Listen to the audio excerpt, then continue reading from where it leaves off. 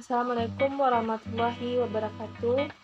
Alhamdulillahillazi arsala rasulahu bil huda wa dinil haq liyuzhilahu ala dini kulli wa kafa billahi syahida.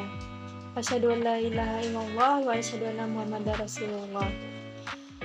Yang terhormat Ibu Nurizrah Jusituati, yang terhormat Ibu Sari Febrianti, dan yang terhormat teman-teman semua pada mata kuliah dasar-dasar administrasi pendidikan.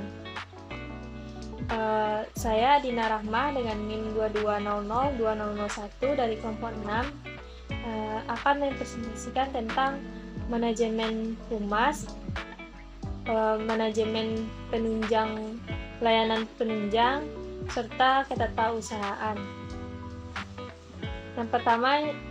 Materi yang pertama yaitu manajemen humas atau hubungan masyarakat. Manajemen humas adalah suatu fungsi manajemen dalam mengembangkan hubungan antar organisasi dengan publik atau masyarakat dengan tujuan membina hubungan kerjasama secara timbal balik di dalam kepentingan bersama dalam rangka mencapai pengakuan yang baik dari publik. Menurut Wahyu Sumijo, manajemen humas adalah proses pengembangan hubungan lembaga pendidikan dengan masyarakat yang bertujuan memungkinkan orang tua dan warga wilayah berpartisipasi aktif dan penuh arti di dalam kegiatan pendidikan sekolah. Selanjutnya, pentingnya manajemen humas. Manajemen humas ini sangat penting dalam lembaga pendidikan karena manajemen humas ini memiliki peran yang pertama yaitu sebagai penghubung. Humas di lembaga pendidikan berperan sebagai penghubung antar lembaga, ketua yayasan atau kepala sekolah, tenaga pendidik dan tenaga kependidikan dengan masyarakat atau orang tua peserta didik. Oleh karenanya, humas diharuskan memiliki keterampilan dalam yang pertama itu membangun hubungan yang baik antara lembaga yang diwakilinya dengan masyarakat. Yang kedua, menciptakan suasana saling percaya dan pengertian antara lembaga dengan masyarakat. Yang ketiga, itu menciptakan kerjasama dan toleransi antara lembaga atau sekolah dengan masyarakat. Keberadaan humas ini penting dalam menghubungkan dan menyambungkan program-program yang ditawarkan kepada orang tua peserta didik dengan harapan adanya dukungan dan kerjasama yang baik dalam penyuksesan program lembaga pendidikan. Yang kedua, peran manajemen humas itu sebagai pengomunikasi atau mengkomunikasikan. Pendidik yang ditugasi menjadi humas sekolah harus memiliki kemampuan dalam komunikasi baik lisan maupun tulisan, langsung maupun tidak langsung, melalui media cetak ataupun elektronik. Komunikasi lembaga pendidikan dengan orang tua peserta didik juga bisa melalui WhatsApp, grup online. Kemudian yaitu humas sebagai pendukung. Lembaga hubungan masyarakat ini dalam lembaga pendidikan merupakan pendukung program lembaga atau yayasan. Artinya keberadaannya dipandang penting manakala berperan sesuai peranannya secara baik. Banyaknya program yang ditawarkan sekolah kadang tidak mendapat dukungan dari orang tua peserta didik. Hal ini dimungkinkan karena kurang optimalnya peran humas sebagai pendukung program sekolah, sehingga tidak tersampainya pesan yang baik kepada orang tua peserta didik. Selanjutnya, peran humas yaitu sebagai publikator. Humas lembaga pendidikan memiliki peran sebagai publikator, yakni orang yang memiliki tugas untuk mempublikasikan hasil-hasil kegiatan lembaga kepada masyarakat. Publikasi tersebut bisa dilakukan melalui media cetak ataupun online seperti koran, buletin, majalah, jurnal, website sekolah, media sosial seperti Facebook, Instagram, dan lain-lain. Tujuan publikasi ini agar prestasi yang telah dicapai oleh peserta didik di lembaga pendidikan dapat diketahui oleh orang tua sehingga orang tua memiliki kepuasan dan kebanggaan karena telah menitipkan anak-anaknya di sekolah tersebut.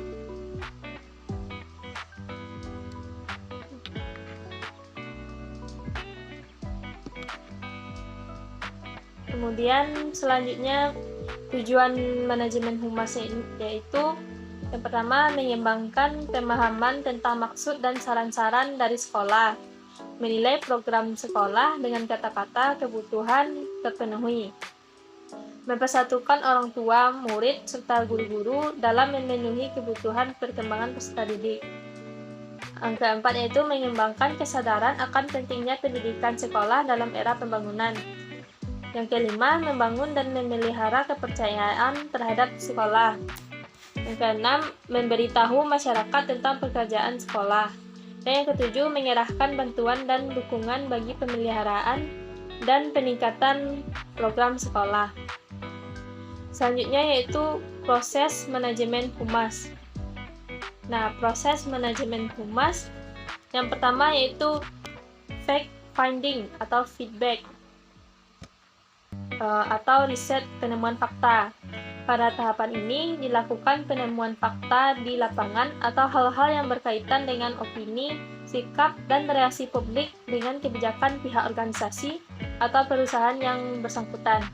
Setelah menemukan fakta di lapangan, maka data, fakta, dan informasi tersebut dievaluasi untuk dapat dijadikan pedoman pengambilan keputusan berikutnya. Pada tahapan ini, yang paling diperlukan adalah kepekaan humas dalam mendengarkan dan menemukan fakta yang berhubungan dengan kepentingan perusahaan atau organisasi sekolah. Tahap ini juga dinamakan sebagai tahap analisis situasi. Kemudian yang kedua yaitu planning dan programming, tahapan perencanaan dan penyusunan program. Merupakan upaya yang dilakukan untuk menentukan langkah selanjutnya yang sejalan dengan kepentingan publik. Yang ketiga yaitu action dan communicating. Proses ini merupakan tindak lanjut setelah melakukan perencanaan. Humas bisa melakukan tindakan berdasarkan rencana matang yang sudah dibuat. Tindakan yang dilakukan sesuai fakta yang ada sehingga dapat menyampaikan pesan efektif yang bisa mempengaruhi opini publik. Yang keempat yaitu evaluation. Evaluasi merupakan tahapan penilaian hasil dari riset awal sehingga perencanaan program serta keefektifan dari proses manajemen dan bentuk komunikasi yang digunakan. Tahapan ini dikatakan sebagai tahapan penafsiran hasil kerja.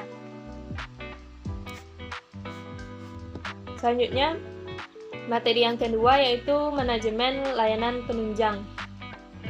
Manajemen layanan penunjang menurut Kusmian Terjo adalah pelayanan khusus atau pelayanan penunjang ini diselenggarakan di sekolah dengan maksud untuk memperlancar pelaksanaan pengajaran dalam rangka pencapaian tujuan pendidikan di sekolah.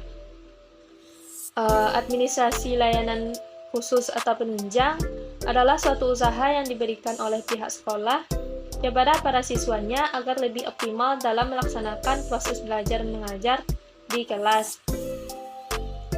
Kemudian macam-macam layanan penunjang.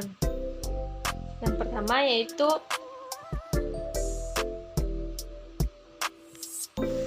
layanan kepustakaan. Kepustakaan merupakan salah satu unit yang diberikan layanan kepada peserta didik dengan maksud membantu dan menunjang proses pembelajaran di sekolah, melayani informasi yang dibutuhkan, serta memberi layanan rekreatif melalui koleksi bahan pustaka. Menurut Supriyadi dalam buku Manajemen Peserta Didik oleh Ali Imran mendefinisikan perpustakaan sekolah sebagai perpustakaan yang diselenggarakan di sekolah guna menunjang program belajar mengajar di lembaga pendidikan formal.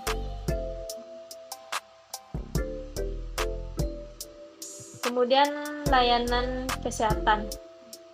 Layanan kesehatan di sekolah biasanya dibentuk sebuah wadah bernama Usaha Kesehatan Sekolah atau Unit Kesehatan Sekolah atau UKS.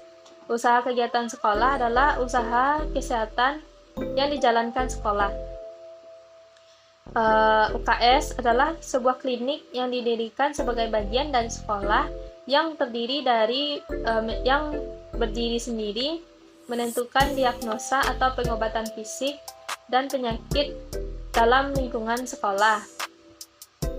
Anggota UKS ini biasanya adalah mahasiswa tersendiri yang dibimbing oleh guru. Kemudian yang ketiga yaitu layanan asrama. bagi para peserta didik, khususnya jenjang pendidikan menengah dan pendidikan tinggi, terutama bagi mereka yang jauh dari orang tua, diperlukan asrama. Selain bermanfaat untuk peserta didik, asrama juga bermanfaat bagi para pendidik dan petugas asrama. Kemudian yang keempat yaitu layanan bimbingan dan konseling.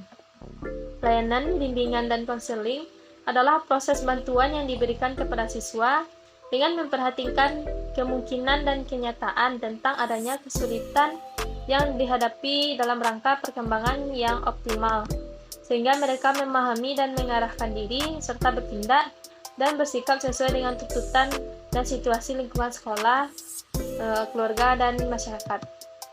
Yang kelima yaitu layanan kafeteria peserta didik, yaitu kantin atau warung sekolah. Ini diperlukan adanya di tiap sekolah supaya makanan yang dibeli peserta didik ini terjamin kebersihannya dan cukup mengandung gizi. Para guru itu diharapkan sekali mengontrol kantin sekolah dan berkonsultasi dengan pengelola kantin mengenai makanan yang bersih dan bergizi. Yang keenam yaitu layanan laboratorium. Laboratorium diperlukan peserta didik apabila mereka akan mengadakan penelitian yang berkaitan dengan percobaan-percobaan tentang suatu objek tertentu. Laboratorium adalah suatu tempat, baik tertutup maupun terbuka, yang dipergunakan untuk melakukan penyelidikan percobaan, praktikum, pengujian, dan pengembangan. Laboratorium sekolah adalah sarana penunjang proses belajar mengajar, baik tertutup maupun terbuka, yang dipergunakan untuk melaksanakan praktikum, penyelidikan, percobaan, pengembangan, bahkan pembakuan. Yang ketujuh yaitu layanan koperasi. Layanan koperasi mendidik para peserta didik untuk dapat berwirausaha. Hal ini sangat membantu peserta didik di kehidupan yang akan datang. Koperasi sekolah adalah koperasi yang dikembangkan di sekolah, baik sekolah dasar, sekolah menengah, maupun sekolah dan dalam pengelolaannya melibatkan guru dan personalia sekolah. Yang kedelapan yaitu layanan keamanan. Layanan keamanan yaitu layanan yang dapat memberikan rasa aman kepada siswa selama belajar di sekolah, misalnya adanya satpam sekolah.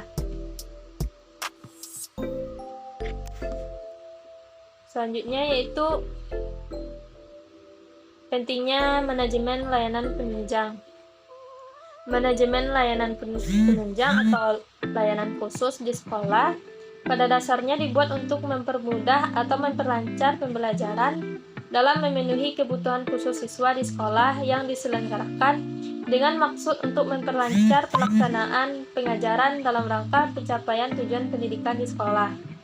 Pendidikan di sekolah berusaha agar peserta didik senantiasa berada dalam keadaan jasmani maupun rohani yang baik. Sekolah tidak hanya diperuntukkan bagi anak yang berfisik sempurna atau berkemampuan intelijensi normal, namun juga diperuntukkan bagi anak yang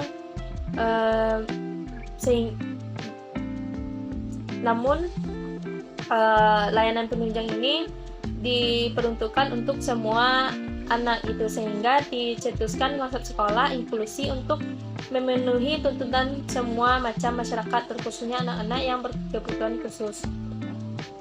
Sekolah juga tidak hanya memiliki tanggung jawab dan tugas untuk melaksanakan proses pembelajaran dalam pengembangan ilmu pengetahuan dan teknologi saja, melainkan harus menjaga dan meningkatkan kesehatan baik jasmani maupun rohani peserta didik dan memberikan rasa aman pada siswa selama belajar di sekolah. Selanjutnya yaitu proses layanan penunjang. Proses layanan penunjang yang pertama yaitu perencanaan. Perencanaan meliputi analisis kebutuhan layanan khusus bagi warga sekolah dan penyusunan program layanan khusus bagi siswa. Kemudian yaitu pengorganisasian, berupa pembagian tugas untuk melaksanakan program layanan khusus atau layanan penunjang bagi warga sekolah. Ketiga itu penggerakan, meliputi pengaturan pelaksanaan kepustakaan, kooperasi sekolah, keterampilan, UKS, ekstrakurikuler, tabungan, keagamaan, dan lain-lain. Yang keempat yaitu pengawasan. Pengawasan meliputi pemantauan program layanan khusus dan penilaian kinerja program layanan khusus bagi warga sekolah. Lanjut ke materi selanjutnya yaitu ketatausahaan. Ketatausahaan secara etimologis merupakan kegiatan memberi bantuan dalam mengelola informasi, manusia, harta ke arah suatu tujuan yang terhimpun dalam organisasi. Tata usaha adalah penyelenggaraan kegiatan administrasi, yakni urusan tulis-menulis dalam sebuah perusahaan, organisasi, dan juga negara. Dalam administrasi pendidikan, administrasi tata usaha yaitu segenap proses kegiatan pengelolaan surat menyurat yang dimulai dari penghimpun atau menerima, pencatat, pengelola, pengadaan, mengirim, menyimpan semua bahan keterangan yang diperlukan oleh sekolah. Bagaimana pentingnya ketatausahaan ini? Ketatausahaan penting karena ketatausahaan dapat membantu dan mempermudah segala urusan sekolah, khususnya dalam surat menyurat, arsip, pengumpulan data, penyimpanan, pelaporan data yang berada di sekolah. Kemudian kegiatan ini mendasari administrasi ketatausahaan adalah mengurus segala bentuk administrasi yang ada di sekolah dan membantu kepala sekolah, guru, ataupun siswa dalam urusan yang bersangkutan dengan administrasi. Selanjutnya yaitu proses ketatausahaan. Proses ketatausahaan ada dua. Yang pertama yaitu proses persuratan. Proses persuratan atau tata cara persuratan di lingkungan Departemen Pendidikan atau Kebudayaan diatur dalam Kementerian Pendidikan Kebudayaan Republik Indonesia nomor 91 tahun 1995 pada tanggal 25 April 1995. Merupakan suatu sarana komunikasi yang digunakan untuk menyampaikan informasi tertulis oleh suatu pihak ke pihak lain. Nah, jenis-jenis surat yang dibuat yaitu yang pertama surat dinas. Surat dinas adalah surat yang berisi hal penting yang berkenaan dengan administrasi pemerintahan dan pembangunan yang dibuat oleh lembaga pemerintahan. Yang kedua yaitu nota dinas. Yang ketiga memo, surat pengantar, surat kawat atau telegram, surat keputusan, dan surat edaran. Surat undangan, surat tugas, surat kuasa, surat pengumuman, surat keterangan, surat berita acara. Kemudian yang kedua yaitu kearsipan atau penataan arsip. Kearsipan atau records management adalah sistem yang dikembangkan untuk mengatasi permasalahan dokumentasi informasi. Prosedur penataan arsip adalah meneliti arsip yang akan disimpan, mengelompokkan arsip, meneliti kesesuaian tampilan, mengklasifikasikan arsip, mengindeks arsip, serta menyusun arsip sesuai pola penyimpanan. Baiklah, itulah presentasi saya. Terlebih dan terkurang saya ucapkan mohon maaf dan terima kasih. Saya akhiri dengan Assalamualaikum warahmatullahi wabarakatuh.